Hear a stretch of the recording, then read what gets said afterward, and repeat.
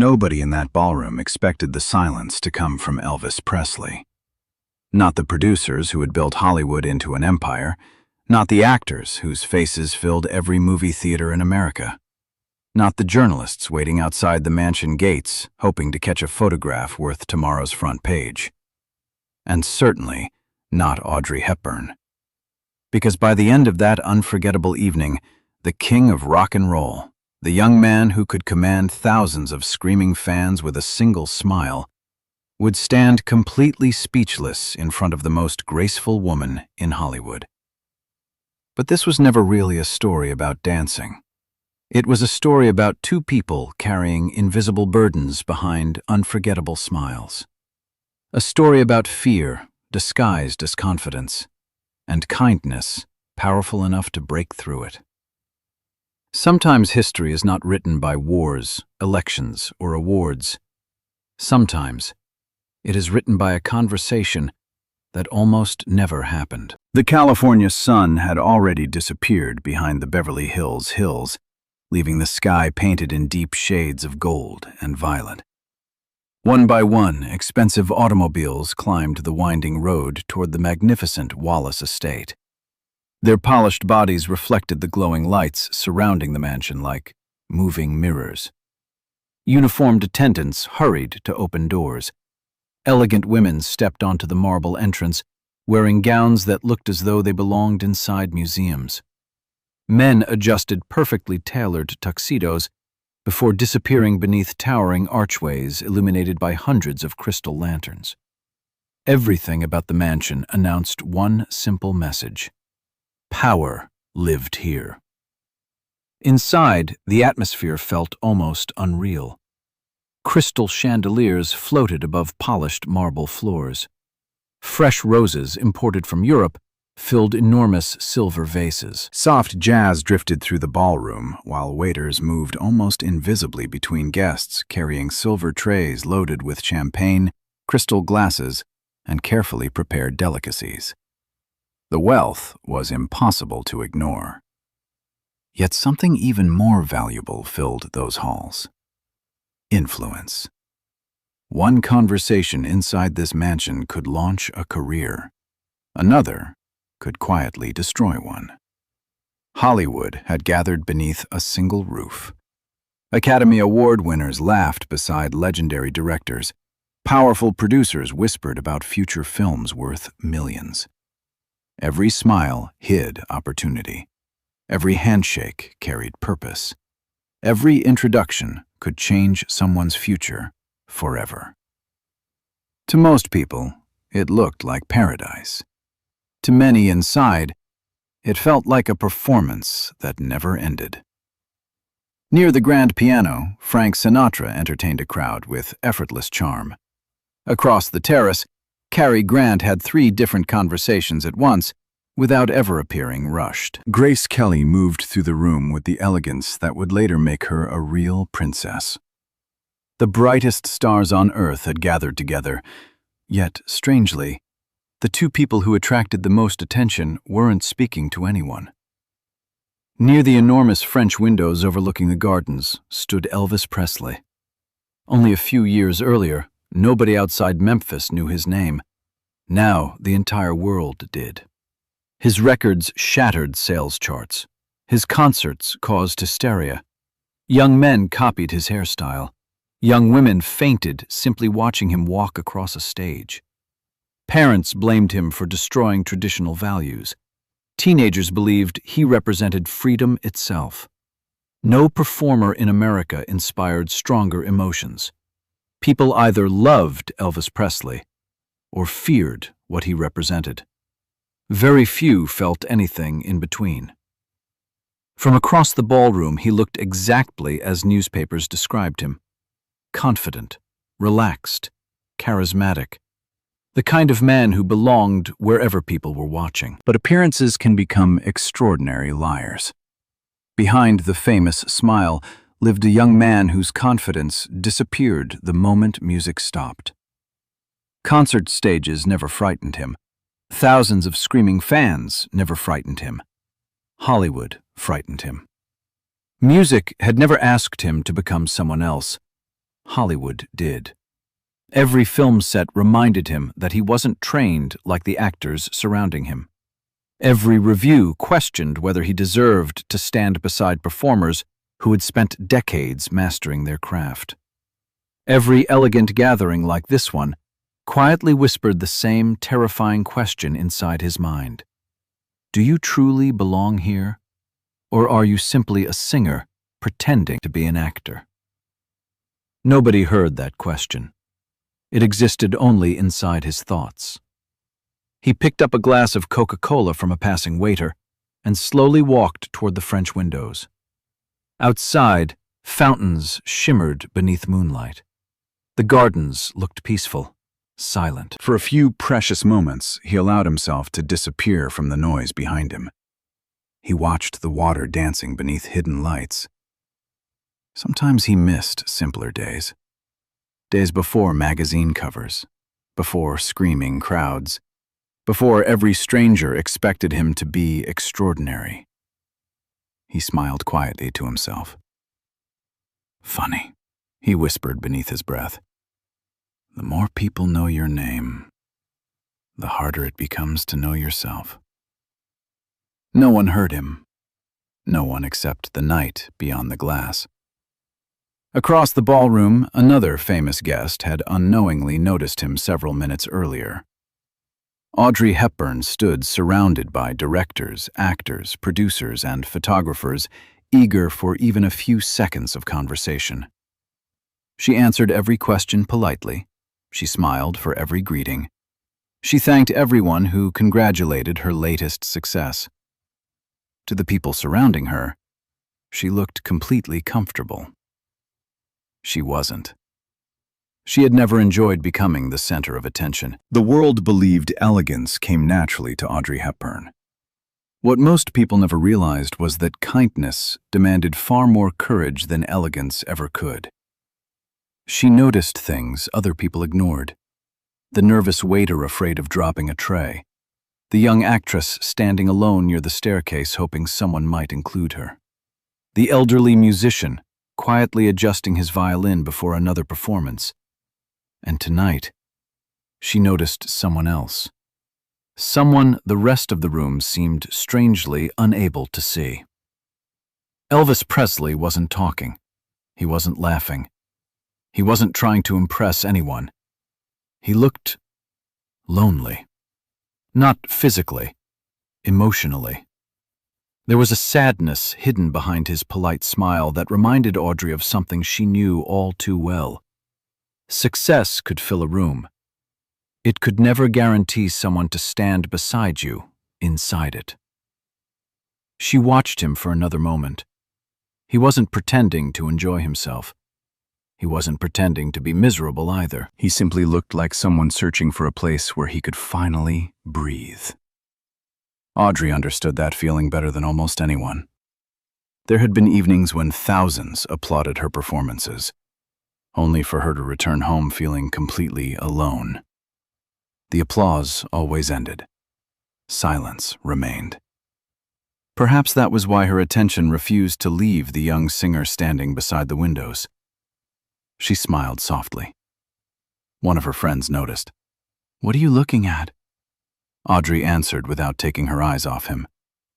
"I don't think anyone has spoken to him because they wanted to meet Elvis." Her friend looked confused. "What do you mean?" "They've all spoken to the celebrity." She paused. "I'm wondering whether anyone has spoken to the man." The words lingered between them. Her friend followed her gaze. "I suppose I never thought about it that way. Most people don't." Audrey gently placed her untouched glass onto a silver tray carried by a passing waiter. "What are you doing?" Her smile widened. "I'm about to find out if the world's biggest star is as kind as everyone says." Without another word, she began walking. Not quickly, not dramatically, simply with quiet confidence. Each graceful step carried her across the enormous ballroom. Guests instinctively moved aside. Conversations paused for only a heartbeat. Several people assumed she intended to greet a producer. Others believed she was walking toward Frank Sinatra. Nobody realized she had only one destination. Across the room, Elvis remained completely unaware. He continued staring into the gardens, lost somewhere between memories of Mississippi and the impossible future that had found him. Then, something changed. A strange feeling told him someone was approaching. He slowly turned. Time seemed to hesitate. Audrey Hepburn, walking directly toward him. His heartbeat stumbled. Not because she was beautiful. Hollywood was filled with beautiful women, because she looked completely genuine. There was no performance in her smile, no calculation in her eyes. She wasn't approaching the king of rock and roll. She was approaching another human being. Elvis instinctively straightened his jacket. He suddenly became aware of everything. His hands, his posture, his voice. He almost laughed at himself. What was happening?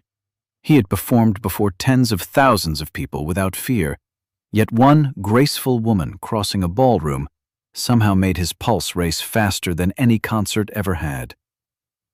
She stopped only a few feet away. Neither of them spoke immediately. The music continued. The conversations continued, but somehow, everything else disappeared. Audrey offered the warmest smile he had ever seen. Not perfect, real. "Mr. Presley," she said softly, "I've been hoping our paths would cross tonight." For a moment, the young man who always knew exactly what to say couldn't find a single word. And before he realized it, the conversation that both of them would remember for the rest of their lives had already begun. For a heartbeat, Elvis forgot how to answer. Millions of fans had shouted his name. Thousands had stood in line for hours just to catch a glimpse of him. Reporters asked him difficult questions almost every day. Yet somehow, one quiet sentence from Audrey Hepburn had left him searching for words. He finally smiled. "I've been hoping to meet you too, Miss Hepburn." Her smile grew warmer. "Please, call me Audrey." He chuckled. "Only if you call me Elvis." "Deal." The tension between them disappeared almost instantly. It didn't feel like two of the world's biggest stars meeting for the first time. It felt like two strangers who somehow already understood each other. "I have to admit something," Audrey said. Elvis raised an eyebrow. "What is it?" "I've watched your performances." He laughed. "I hope that's not the confession." She smiled. "No. The confession is, I've always wondered how you make it look so effortless." Elvis looked genuinely surprised. "Effortless?" She nodded. "You don't seem to think. You simply become the music." For a brief moment, Elvis looked down at his glass. If only it felt that easy. Her expression changed. "What do you mean?" He hesitated. "You see confidence. I usually feel pressure." Audrey didn't interrupt. She simply listened. Every concert, people expect Elvis Presley. They expect confidence. They expect energy. They expect perfection. He smiled faintly. "But sometimes, I'm just a young man hoping he doesn't disappoint everyone." Audrey stared at him, not with sympathy, with understanding. "I know exactly what you mean." Those words surprised him. "You do?" She nodded slowly. "Every time I step in front of a camera, people expect Audrey Hepburn. They don't expect mistakes. They don't expect fear. They certainly don't expect insecurity." She laughed quietly. "The funny thing is, I'm usually carrying all three." For the first time that evening, Elvis stopped seeing the famous actress. He saw another human being. Someone carrying expectations almost identical to his own. Around them, conversations continued. Nobody realized something extraordinary was unfolding, not because two celebrities had met, because two lonely people had finally found someone who understood the weight they carried. Audrey looked toward the dance floor. I actually came over here because I wanted to ask you something. Elvis smiled. I was wondering when the real reason would appear. She laughed. I wasn't very subtle, was I? Not even a little. She folded her hands together. I'm preparing for a role. He nodded. My director wants one particular scene to feel believable. She looked almost embarrassed. It involves rock and roll. His smile immediately widened. I think I can help. I certainly hope so. She laughed again. The problem is, I've spent years learning ballet. My body insists on elegance. It refuses to have fun. Elvis couldn't stop smiling. She continued. I've practiced for weeks. I've watched dancers. I've listened to records.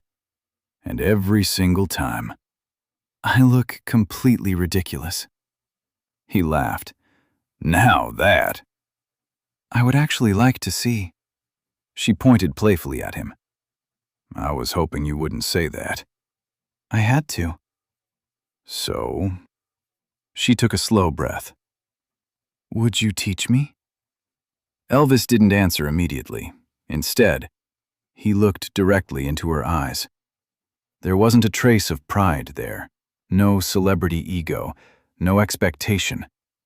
Only genuine curiosity. The kind that couldn't be faked. I'd be honored. Her face lit up. Wonderful. So, when can we begin? He glanced around the ballroom. Whenever you'd like. She looked down at the polished marble floor beneath them. How about right here? Elvis blinked. You're serious? Completely. He looked around. The ballroom was packed. Hollywood royalty stood in every direction. Academy Award winners, powerful producers, directors capable of making or ending careers. You want a dance lesson? Here? She nodded. Why not? He laughed nervously. Because half of Hollywood is watching. Audrey looked around. They aren't watching. Not yet. The moment she finished speaking, someone noticed them. Then someone else. A producer whispered something to the actress beside him. Another guest turned. Within seconds, heads began turning across the ballroom, like falling dominoes. One conversation stopped, then another, then another. People weren't trying to eavesdrop. Curiosity simply pulled them closer. Why was Audrey Hepburn standing with Elvis Presley? What were they talking about? The questions spread silently across the room. Elvis noticed immediately. I think they're watching now. Audrey followed his gaze. She smiled. I suppose they are. He chuckled. Still want the lesson? She didn't hesitate. More than ever. He laughed. You don't make anything easy. I've been told that before. The growing audience smiled. Nobody interrupted. Everyone sensed something genuine was happening. Elvis slowly stepped onto the open dance floor. All right. If we're doing this, we're doing it properly. Someone hurried to the orchestra. Within moments, the elegant jazz melody faded away. A stronger rhythm echoed through the ballroom. The unmistakable sound of early rock and roll filled the mansion. A cheer erupted. People began gathering from every corner of the estate. Even conversations on the terrace stopped. Nobody wanted to miss whatever was about to happen. Elvis took a deep breath, then looked back at Audrey. First lesson. She stood perfectly straight, like a student waiting for instructions. He smiled. Forget everything ballet ever taught you. Her eyes widened. Everything? Everything. That sounds impossible. So did becoming Audrey Hepburn. She laughed. Fair point. He stepped closer. Rock and roll isn't about perfect steps. It isn't about looking elegant. It isn't about impressing people. He tapped gently over his heart. It's about letting the music reach here first. Then he pointed toward her feet. The dancing comes later. Audrey remained silent, listening, really listening. For the first time all evening, the music wasn't simply background noise. She closed her eyes. The rhythm pulsed through the ballroom, the bass, the guitar, the steady beat. It felt alive. Different from ballet, different from anything she had ever studied. She opened her eyes. I think I understand. Elvis smiled. No. She laughed. No? You think you understand. That's different. So what should I do? His answer came almost like a whisper. Stop trying to dance. She looked completely confused. But I came here to learn dancing. I know, he smiled. And the moment you stop trying, you'll finally start. Audrey looked at him for several quiet seconds. Then, slowly, she smiled. Something told her that the lesson Elvis Presley was about to teach had very little to do with dancing, and everything to do with learning how to let go. For several long seconds, Audrey didn't move. She simply stood there, listening to the rhythm echoing through the ballroom. Around them, nearly every conversation had disappeared. Crystal glasses rested untouched in people's hands. The orchestra continued playing. Hundreds of eyes remained fixed on the two biggest stars in the room. Not because they expected perfection, because nobody knew what would happen next. Audrey slowly opened her eyes. She looked at Elvis. Then she smiled. All right. I'm going to stop thinking. Elvis smiled back. Now you're ready. He stepped backward, giving her space. Don't copy me. She looked surprised. I thought that's how people learn. Not tonight. He gently shook his head. If you copy me, you'll always be one step behind. So what should I do? Listen, feel, and trust yourself.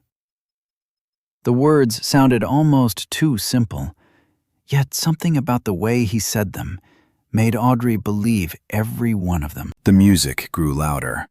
The beat echoed through the marble ballroom. Audrey closed her eyes once more. This time, she didn't count. She didn't analyze. She didn't search for perfect technique. Instead, she simply moved. At first, only her shoulders relaxed, then her hands. Then her feet found the rhythm almost by accident. One small movement became another. Another became a turn. A smile appeared across her face, not because she had mastered rock and roll, because for the first time in years, she wasn't trying to be perfect. She was simply enjoying herself. Elvis noticed immediately. There. He pointed toward her. That's it. She laughed. I have absolutely no idea what I'm doing. He laughed with her. Exactly. The crowd burst into applause. Something extraordinary had happened. Audrey wasn't dancing like a trained performer anymore. She was dancing like herself. That tiny difference changed everything. People smiled without realizing it. Even Hollywood's toughest producers couldn't hide their laughter. Frank Sinatra applauded. Grace Kelly smiled warmly. Cary Grant quietly whispered to the person beside him, "Now that's something worth remembering." The orchestra played louder. The ballroom suddenly felt younger, lighter, warmer. Then Audrey stopped. She looked directly at Elvis. "My turn." The audience erupted with excitement. Elvis laughed. "I knew those words were coming." She extended her hand. "You promised." He sighed dramatically. "I was hoping you'd forgotten." "I never forget a promise." The crowd laughed. Elvis slowly stepped beside her. "I should warn everyone. I've never taken a ballet lesson in my life." Someone shouted from the back, "We're counting on it!" The ballroom exploded with laughter. Audrey moved gracefully into the center of the floor. "First, stand tall." Elvis straightened his back. She adjusted his shoulders. "A little higher." He obeyed. "Relax. I'm trying." "No," she smiled. "You're trying too hard." He laughed. "I believe I've heard those exact words tonight." She winked. "Good teachers steal good advice." The audience laughed once again. She demonstrated the first ballet position. Every movement looked effortless, elegant, weightless. Elvis watched carefully. "It looks easy." Audrey smiled knowingly. "So does your dancing." He slowly copied her. His feet pointed in opposite directions. His balance disappeared almost instantly. He stumbled sideways. The crowd gasped. For one terrifying second, it looked as though the king of rock and roll might fall flat onto the polished marble floor. At the very last moment, he caught himself. The ballroom erupted into thunderous laughter. Even Elvis doubled over laughing.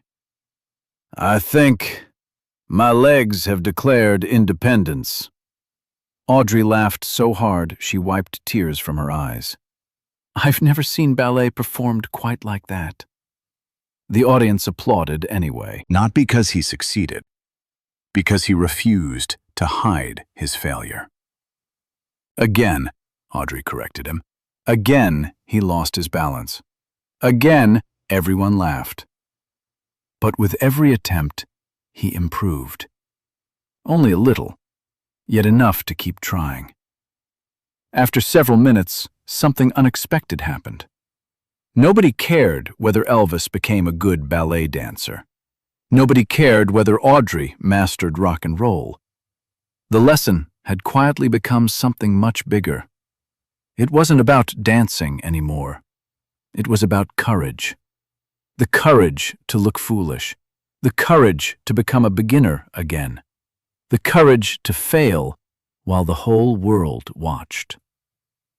The orchestra slowly played its final notes. Silence filled the ballroom. Then, every single person began applauding. Not polite applause, not celebrity applause, heartfelt applause. The kind people give when they've witnessed something genuine. Audrey looked toward Elvis. "Thank you." He smiled. "I should be thanking you." She tilted her head. "For making me laugh?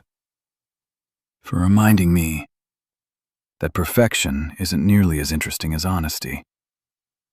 She smiled quietly. "And thank you for reminding me that learning never ends." For a few moments, they stood side by side while the applause echoed through the mansion. Then they quietly stepped away from the crowd and walked onto the moonlit terrace. The noise of the ballroom faded behind them. The city stretched endlessly below. Thousands of lights sparkled across Los Angeles like stars scattered upon the earth. Neither of them spoke. The silence felt comfortable, peaceful. Finally, Audrey broke it. "Can I tell you something?" "Of course." "When I walked across that ballroom, I was nervous." Elvis looked genuinely surprised. You? She nodded. I wondered whether you'd think I was wasting your time. He smiled softly. I spent the entire evening wondering whether I belonged in that ballroom. Audrey looked at him for a long moment. Isn't that strange? The whole world believes we're confident. And yet, both of us were afraid to walk across a room. Elvis laughed quietly. Maybe everyone is. She nodded.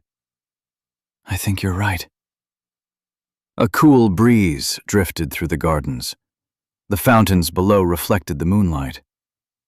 For just a few minutes, they weren't Hollywood icons. They weren't magazine covers.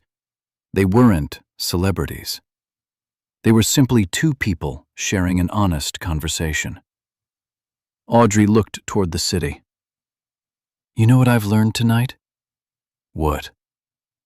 The most talented people I've ever met aren't the ones who never make mistakes. She smiled. They're the ones who never stop learning. Elvis looked at the lights stretching across the horizon. My mother used to tell me something similar. What did she say? He smiled gently. She said, never become so important that you're afraid to look foolish. Audrey's smile grew even warmer. She sounds like a very wise woman. She was. The music inside the mansion slowly began again. Guests returned to their conversations. The glamorous evening continued as if nothing extraordinary had happened. But for the people who had witnessed those unforgettable moments, something had changed forever. Years later, many would struggle to remember what they had eaten that evening, or who wore the most expensive jewelry, or which producer announced the biggest film. But they never forgot the laughter. They never forgot watching two legends step down from the impossible pedestal the world had built beneath them. Because greatness was never found in their fame. It was found in their humility. They respected each other's craft.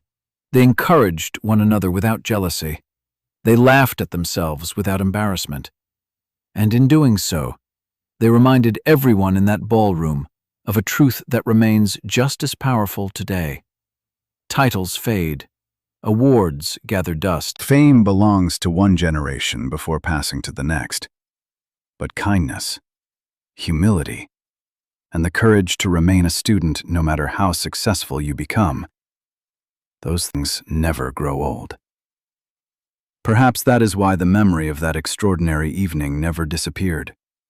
Not because Hollywood witnessed two icons dancing together, but because for one unforgettable night, the king of rock and roll and the queen of grace forgot about being legends. They simply became human. And sometimes, there is nothing more extraordinary than that.